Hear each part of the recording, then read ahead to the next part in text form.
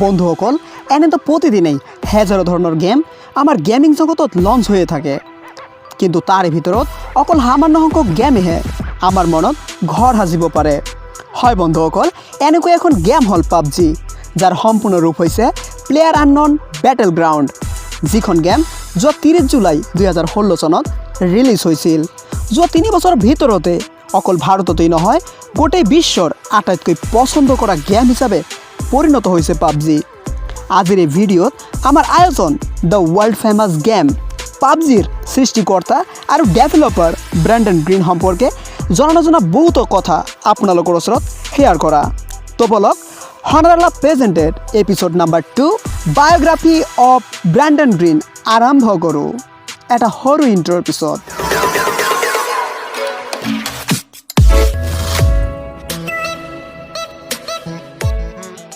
এই ভিডিঅ'ত আপোনালোকক আমি এয়াও জনাম তেওঁ বাৰু কেনেকৈ ইমান কম সময়ৰ ভিতৰতে বিশ্বৰ সকলোবোৰ গেমাৰৰ মন জয় কৰিবলৈ সক্ষম হ'ল, লগতে পাবজি গেমৰ লগত জড়িত বহুতো তথ্য আপোনালোকৰ ওচৰত উপস্থাপন কৰিবলৈ যত্ন কৰিম।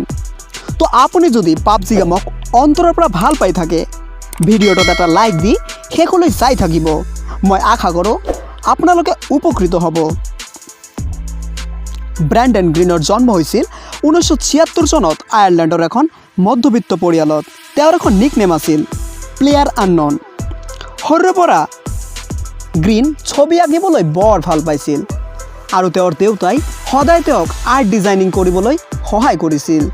বন্ধুসকল, যি সময়ত মানুহ ফ্ৰেণ্ডৰ লগত খেলা ধূলা কৰি আছিল, ঠিক সেই সময়তে তেওঁ নিজৰ আৰ্ট ডিজাইনিং লৈহে ব্যস্ত আছিল।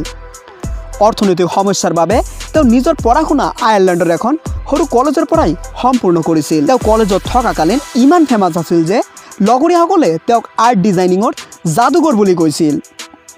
তেওঁ অতি কম বয়সতে কাম কৰা আৰম্ভ কৰে। তেওঁ নিজৰ কেৰিয়াৰ প্ৰথমতে ফটোগ্ৰাফীৰ দি আৰম্ভ কৰিছিল। পিছে তেওঁ কেতবোৰ সৰু সুৰা কোৰ্চ কৰি গ্ৰাফিক্স ডিজাইনিং, ৱেব ডিজাইনিং শিকিছিল আৰু ইয়াৰ পৰা অৰ্জন কৰা টকা সঞ্চয় কৰি আয়াৰলেণ্ডত নিজৰ বাবে এখন ঘৰ কিনিছিল। তেওঁ অৱসৰ সময়ত গেম খেলিবলৈ বৰ ভাল পাইছিল। গেম খেলি থাকোঁতে হঠাৎ এদিন তেওঁৰ মনত এক নতুন ধৰণৰ ভাৱনাৰ উদয় হ'ল যে তেওঁ গ্ৰাফিক ডিজাইন আৰু ৱেব ডিজাইন আঁতৰি গেমিং দুনিয়াত নিজৰ কেৰিয়াৰ বনাব। গেমত কেৰিয়াৰ বনোৱাৰ বাবে তেওঁৰ আটাইতকৈ প্ৰয়োজন আছিল প্ৰগ্ৰামিং শিকাৰ। সেইবাবে গ্ৰীণে প্ৰগ্ৰামিঙৰ বহুতবিলাক অনলাইন ক্লাছ কৰে আৰু প্ৰগ্ৰামিং শিকাৰ পিছত তেওঁ পুৰণি গেমবোৰৰ মিষ্টেক উলিয়াই সেইবোৰ সমাধান কৰে। প্ৰগ্ৰামিঙৰ বহুতো কামাণ্ড অৰ্জন কৰাৰ পিছত তেওঁ প্ৰস্তুত হৈছিল ভিডিঅ' গেমিঙৰ দুনিয়াত নিজৰ ভৰি ৰাখিবৰ বাবে। ব্ৰেণ্ডন গ্ৰীণ এনেকুৱা এখন গেম লঞ্চ কৰিব বিচাৰিছিল যিটো ঘণ্টাৰ পিছে ঘণ্টা মানুহ বৰ নহৈ খেলিব পাৰে। ফাইনেলি তেওঁ আৰু চেং একলগ হৈ পাবজি গেম বনাবলৈ সিদ্ধান্ত লয় আৰু পাবজিক ডেভেলপ কৰাৰ বাবে তেওঁলোক ডেডলাইন ৰাখিছিল মাত্ৰ এবছৰ। অৱশেষত তেওঁলোকে 2017 চনৰ মাৰ্চ মাহত পাবজিৰ আৰ্লি বেটা ৰিলিজ কৰিছিল আৰু নব্য পাবজিয়ে গেমিং দুনিয়া কঁপাই তুলিছিল। ক'বলৈ গ'লে যি গেমাৰে এবাৰ মন লগাই পাবজি খেলিছে, তেওঁ আকৌ নেখেলি থাকিবই নোৱাৰে। পিছে ইয়াৰ ভিতৰতো কিছুমান প্ৰব্লেম আছিল। সকলো সমস্যাৰ সমাধান কৰি আকৌ 29 ডিচেম্বৰ 2017 চনত পাবজিক ৱৰ্ল্ড ৱাইডত ৰিলিজ কৰে। ইয়াৰ পিছত 2018 চনত পাবজি গেমখন এণ্ড্ৰইড আৰু iOS-ৰ উপভোক্তাৰ বাবে সম্পূৰ্ণভাৱে মুকলি কৰা হয়। লঞ্চ হোৱাৰ কিছু সময়ৰ ভিতৰতে পাবজিয়ে সকলোৰে মন জয় কৰিলে আৰু এনেকৈয়ে পাবজিৰ প্ৰতি মানুহৰ ভাল পোৱা আৰু ইয়াত থকা কেতবোৰ অতুলনীয় বৈশিষ্ট্যৰ বাবেই পাবজিয়ে ৱৰ্ল্ডৰ আটাইতকৈ পপুলাৰ গেম হিচাপে পৰিণত হ'ল। আপোনালোকক জনাই ৰাখোঁ, পাবজি অকল মানুহৰ মাজত স্বৰ্ণস্থান লাভেই কৰা নাই, ইয়াৰ লগতে তেওঁ কেতবোৰ আন্তৰ্জাতিক এৱাৰ্ডো অৰ্জন কৰিছে।